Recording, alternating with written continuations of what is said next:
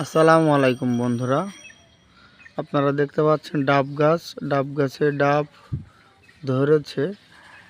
এই গাছ সাধারণত অনেক বড় হয়, আবার ছোট হয়। আপনারা দেখতে পাচ্ছেন কত বড় একটা। আমি ছাদের উপরে দাঁড়িয়ে ভিডিওটি করলাম, মেলা বড়।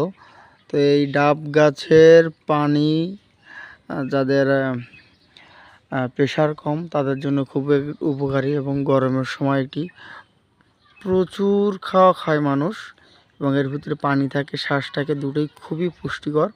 গর্ভবতী মায়েদের জন্য খুবই পুষ্টিকর একটি খাদ্য। তো এই ডাব গাছ রোপণ করার পরে প্রায় 5 থেকে 7 বছর পর থেকে ডাব ধরা শুরু হয়। আপনারা দেখতে পাচ্ছেন গাছটির বয়স প্রায় 45 বছরের উপরে, এবং তাতে ডাব হয়েছে